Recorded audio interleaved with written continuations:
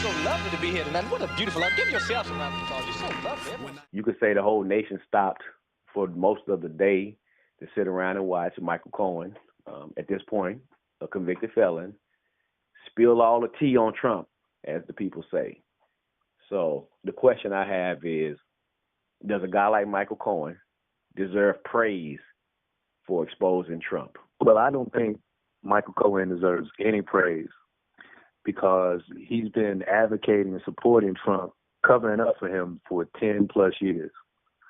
So to me, if the person that you're best friends with and supporting in the way that he has for this long a time is such a bad person like Trump, committing crimes and just being a horrible example of a human being, I don't have much appreciation or respect for you just because after you get caught for being his assistant for decades, or at least a decade, after you get caught, you decide to expose him. That doesn't cleanse your wrong and being in concert with him.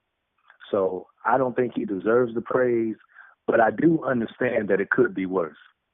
He could have done these things, got caught, got convicted, and still chose not to expose Trump.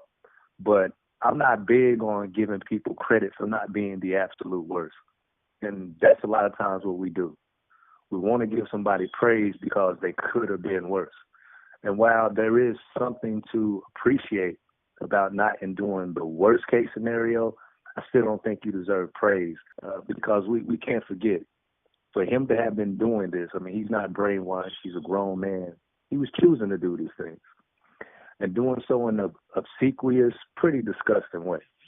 So there's only so much credit I'm going to give him. I think when you start using the word praise, that kind of muddies things, because when you say someone's being praised, it sounds like by definition they're deserving of being celebrated.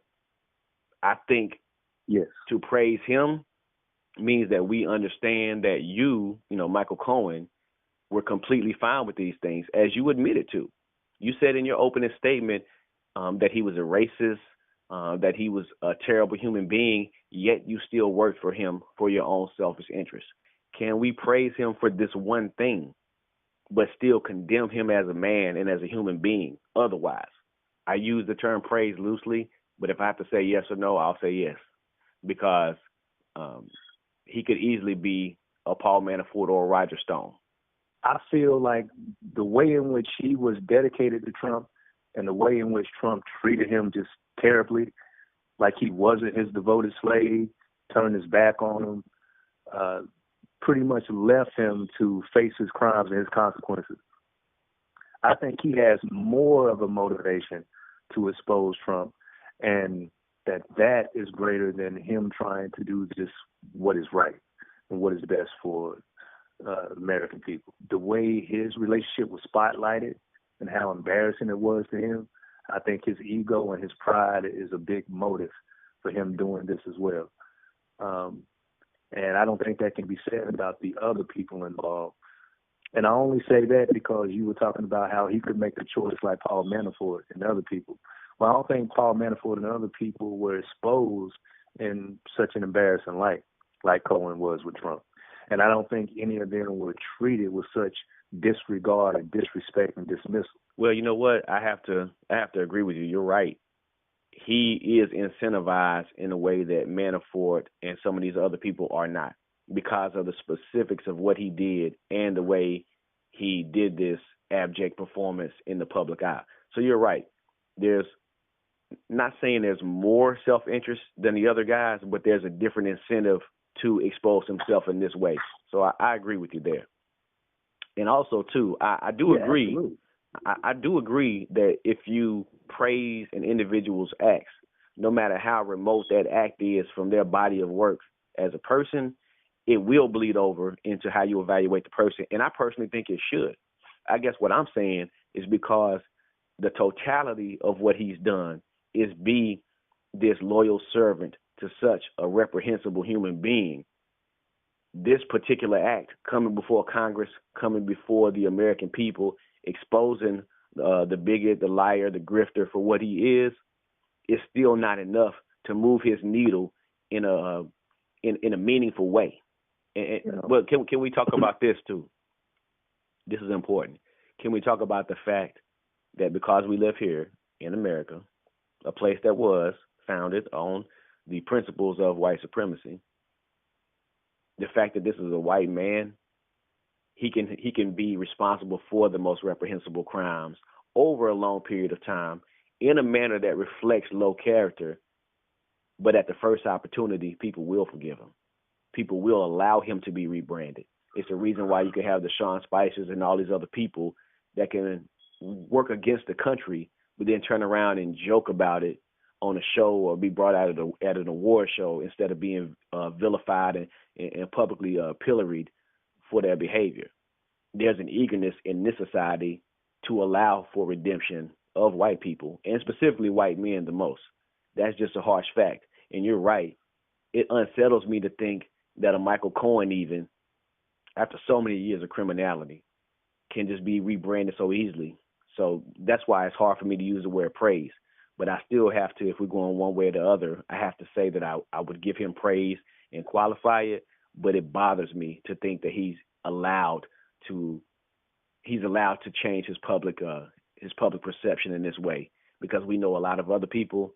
It doesn't matter how much they threw themselves on their sword. It doesn't matter how much they expose whatever their criminal past was.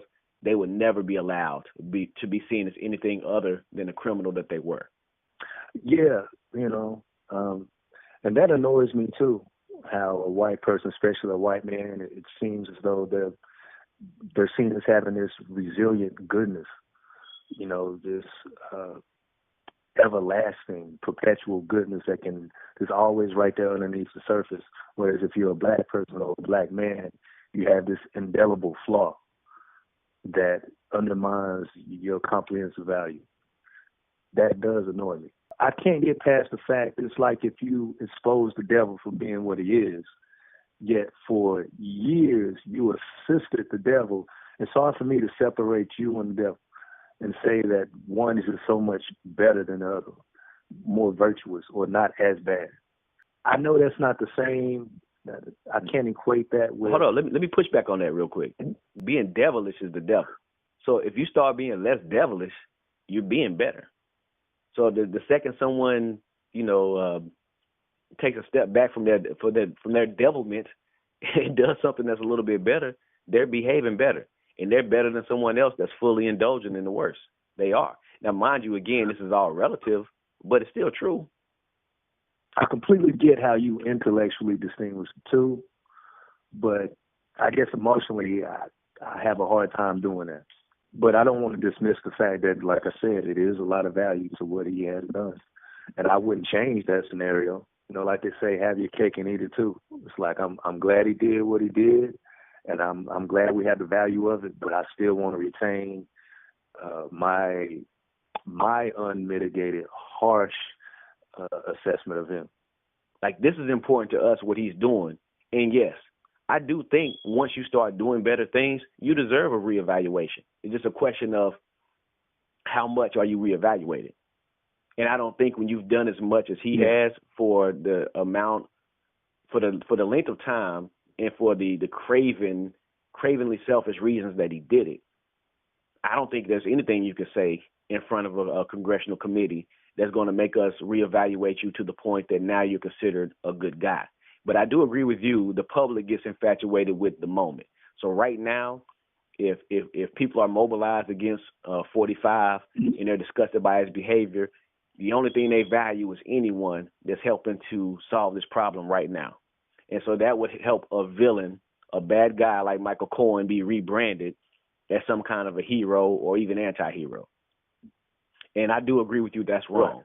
But I have to answer it for myself, not based on how everybody else is going to perceive it. So for me, I do have to give him praise, and I do think that changes how I look at him as a person, but not in a way that moves him away from being a total scumbag. Just for me, it's hard for me to separate what he's doing from what he's done. I know once people feel this way about this action, that's going to be the umbrella of the way they perceive him, because that's just the way people naturally are. If I started giving in to saying praise, or giving him praise. I know I would be the same way. It would affect how negatively I see his past. But I don't want to act as though I think Michael Cohen should get the death penalty or that he should go to prison and be met with by wolves. I'm not saying that. But I do think we should remember what kind of helper he was and for who.